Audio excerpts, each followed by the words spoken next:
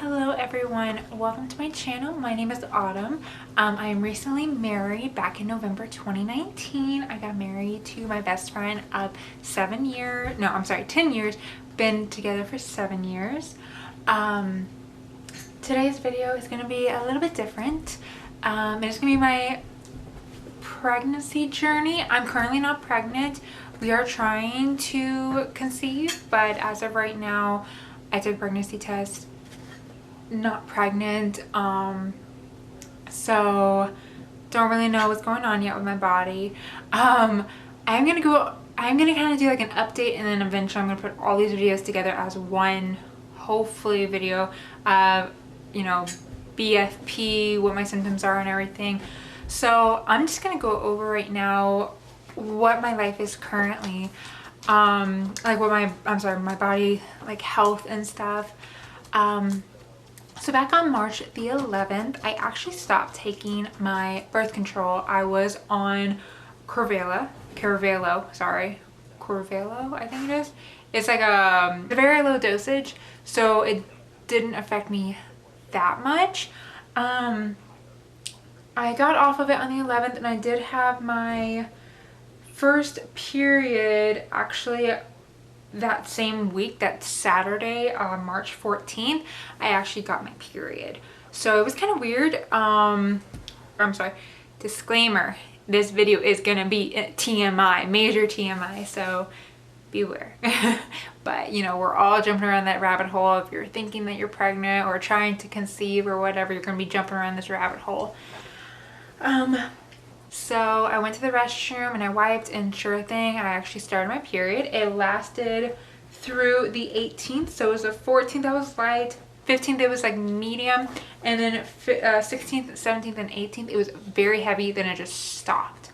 So that was kind of weird, but I did, you know, I'm like, oh, this is definitely my birth control playing tricks on me because I just got off of it. So that happened. Pretty normal then, you know, just, you know, my normal CM was appearing, normal body functions and everything. Nothing's too strange or out of the ordinary. Started getting a little bit weird symptoms, again, probably from the lack of birth control in my system. So I got like major headaches, fatigue, tiredness, you know, just the normal birth control symptoms. The 29th and the 30th is actually, I think, my highest peak for fertility, I believe. That was actually the first 2 days we actually are now trying to conceive. So it's only been about 2 weeks now, almost, that we've been trying to conceive. I'm sorry, 1 full week now. Yeah, 1 full week of trying to conceive. I'm pretty sure I ovulated on the 31st. So currently right now I am 6 DPO. I am my 2-week wait right now. On March the 3rd, we were intimate again. And so this app actually tells you when you should take a pregnancy test. Hey, stop it. And it does say in 6 days I should take a pregnancy test. So that's what it looks like currently. I am day 22 of my cycle. Very low fertility score, so if we were intimate now, there was fairly a chance of getting pregnant. But luckily we did. Again, we were intimate in my very fertility days, like when the score was like at 10. So that's kind of how my cycle has been. Again, birth control, being off of it, is definitely playing a part. Hi, sweet pea. But so I really don't trust my body as of right now. My symptoms are so bizarre. I Google it. These symptoms that I'm having are PMS, you know, it relates to PMS, it relates to pregnancy, it relates to being off of birth control. I just don't know anymore right now. But I'm just gonna go over some of the symptoms that I've been having. So the first time I started noticing a huge difference was the first 2 days after first trying to conceive. That is, I know, way too soon to even start looking for symptoms. I know that, but I just wanted to write down my symptoms to lead up to, you know, possible BFP. So on April the 1st, the first day I was actually supposed to have my period if I was on birth control still. So it kind of freaked me out that I didn't start, but I'm like, hey, wait, I am not taking birth control any longer, so it's normal. But the symptoms I was feeling was I was very anxious all day long. I don't know why. There was nothing to be anxious for. I was stressed, worried, excited. I don't know why I was excited, but the whole entire day I was like, just like excitedly happy for some reason. And then sometimes I just felt blah, where I actually didn't feel anything at all. But then, so that was my mood, I'm sorry. So the symptoms I was having was tender breasts. Also, regarding the tender breasts, I actually had very, very, very sore nipples, and they're very protruded, and they really hurt to touch. So that was one of them. I also had diarrhea, constipation, which is kind of weird because I don't think those two go hand in hand, but apparently they do. Neck aches, back aches, bowel movement, acne, appetite change, decrease. I used to be so hungry. I used to snack all the time. Now I don't at all. Headaches like crazy, random cramps in my lower pelvis area, frequent urination actually. I drink normal. I drink about maybe 8 to 16 cups a day of water, or even more sometimes, but I am actually peeing a lot more than what I usually do. I noticed my hair has been falling out a lot more. I don't know if that's stress related or what, because now because of all this coronavirus, I have actually gotten a little bit more stressed out just with work and everything, with working from home. So it has been a little bit more stressful, but that is okay.